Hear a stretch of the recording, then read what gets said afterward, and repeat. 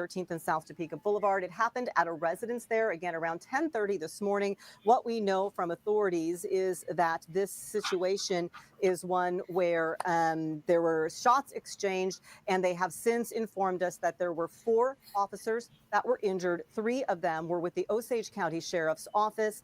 And what we have is the 4th was a Kansas Highway Patrol trooper. I want to flip over real quick to a little bit of video that we got earlier today as we await the news conference. This was the scene earlier this morning, just north of Carbondale. You can see a lot of law enforcement agencies were there. Of course, the Osage County Sheriff's Office and Kansas Highway Patrol. We are told those 2 agencies were both involved in whatever that initial response was. And then what happened was the exchange of gunfire. And also assisting on the scene right now, we know the Shawnee County Sheriff's Office, Sheriff Brian Hill, confirmed that, yes, they are there. And the Topeka Police Department posted that they have officers there as well on scene assisting with this investigation. We're told the scene is secure and that at this point there is no larger threat to the public involved with this. I guess what that would mean is that there's nobody at large, nobody they're looking for. There are 4 officers. We do not know how serious their injuries are. I spoke with the spokesperson for the Kansas Bureau of Investigation, and she said at this point in time, they are not sharing at this point how serious those injuries are. There is some treatment going on, I'm sure, so we will be waiting to hear that. All right. Peace and blessings. Peace and blessings. All praises due to the Most High. And here we have yet another incident where multiple police officers were shot. Once again, this time by a 22-year-old white male in suburban Kansas. And this is his picture right here. This is allegedly 22-year-old Stephen B McMillan. I don't know how he is 22 years old, but I am going to show you how I came to get this picture as Stephen McMillan. Now, it is said that the police officers were called Saturday, November the 15th, for a domestic disturbance.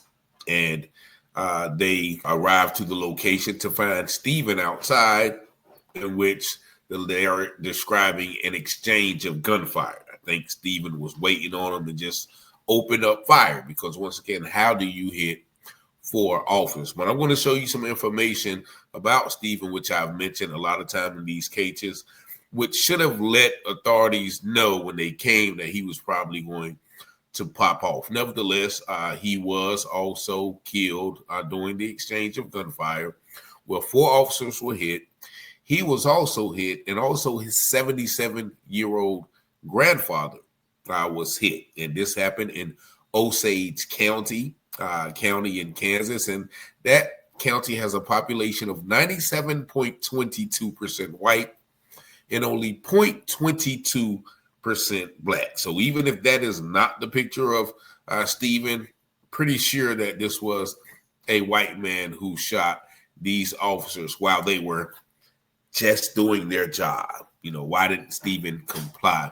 Nevertheless, I'm going to show you some information about Stephen. But first, let me show you some more videos about what the Kansas City law authorities are saying about this incident. This video is fair use for literary and commentary purposes only. Just watch. Around 10:30 this morning. Here's Director Mativi. Hello. This morning at approximately 10:30, deputies from the Osage County Sheriff's Department and troopers from the Kansas Highway Patrol responded to a domestic violence incident that occurred just north of Carbondale inside Osage County, Kansas. After the deputies and troopers had been on scene for several minutes, gunfire erupted. 1 male civilian was killed at the scene. Next of kin has been notified, but no secondary notifications have been made. So at this time, we're not prepared to release the information as to the identity of that person. 1 other male civilian was injured. He was transported to the hospital, appears to be in stable condition. 4 law enforcement officers were injured. Colonel Smith from the Highway Patrol will talk with you about the situation involving those officers and their conditions. Thank you, Director. And my comments are also on behalf of Osage County Sheriff Chris Wells, who is with his deputies other members of the community at Stormont Vale and Topeka as we speak. I'll repeat a little bit of what the director said. Shortly before 11:30 this morning, Kansas Highway Patrol troopers responded to assist the Osage County Sheriff's Department with a domestic disturbance. After being on scene for less than 10 minutes, gunfire erupted. As the director stated, the suspect died from injuries he received from gunshot wounds. 3 Osage County deputies were struck by gunfire. They were transported to Stormont Vale and Topeka. 1 Kansas Highway Patrol trooper was struck by gunfire.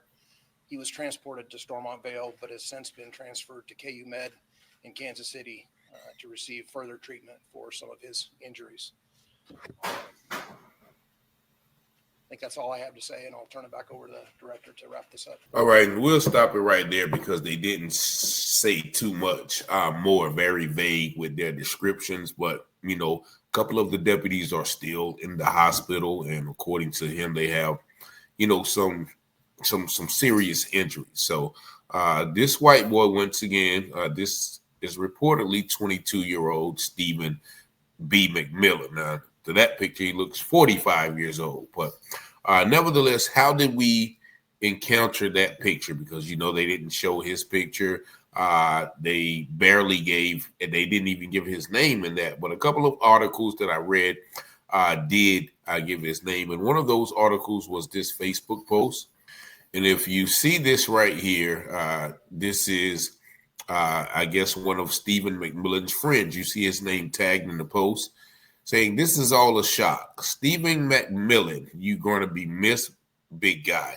You're not battling your mental health anymore." Okay, there we go already with the mental health narrative. We will all miss you down here. Mental health is a major thing, and this is why I wish Kansas would help more with mental health. I wish insurance wouldn't cost so much because a lot of people don't get help because of this.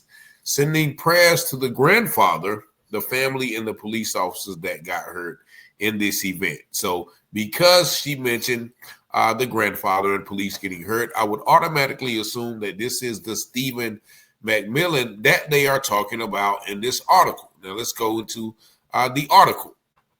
The article says, Kansas Bureau of Investigation is investigating an officer-involved shooting that left 1 suspect deceased and 4 officers injured.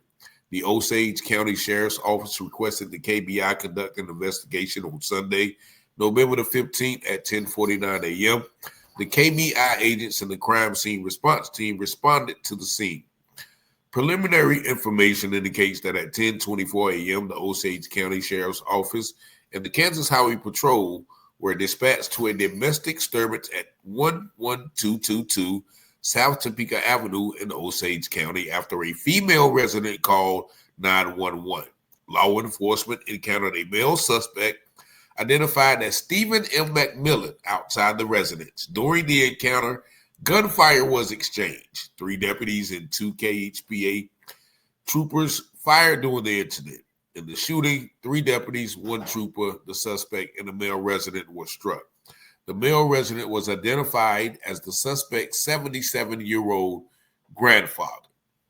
And so we can basically deduce from that Facebook post that was shared by that woman that Stephen McMillan tagged in the post was the individual that was shot. Now, let's take a look at Stephen McMillan's Facebook page, which is going to be one of the things that I've mentioned about this all-American white good old boy hunting culture that oftentimes precludes or precedes incidences of violence, just random sporadic violence. Now, you hear them already going about the mental health and the insurance. Everything is not the fault of this evil person who shot police officers and needs to be going to jail and deserved everything that he got, right? When it's a black person that gets shot by the police, you know, he deserves everything. But this is not his fault. He had mental health issues, and the people in Kansas didn't do enough for him, and the insurance didn't cost enough for him to get help with his health.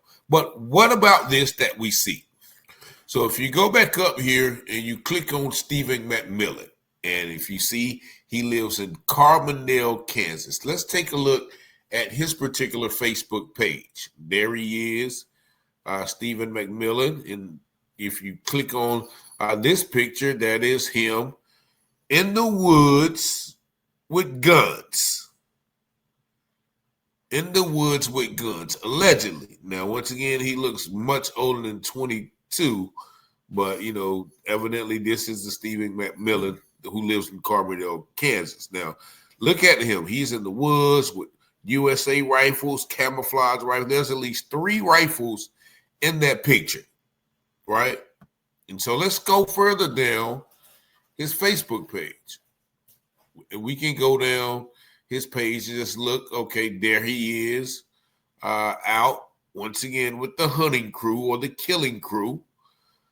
There he is with that same rifle killing ducks.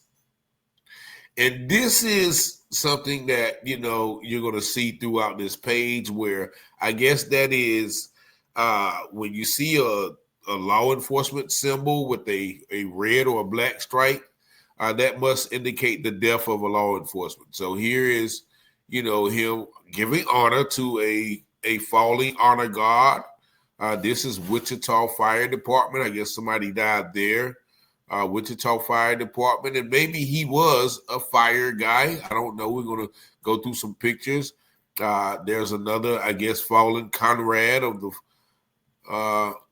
and then here's somebody say, yo, I F with your gun. Once again, the gun enthusiast culture.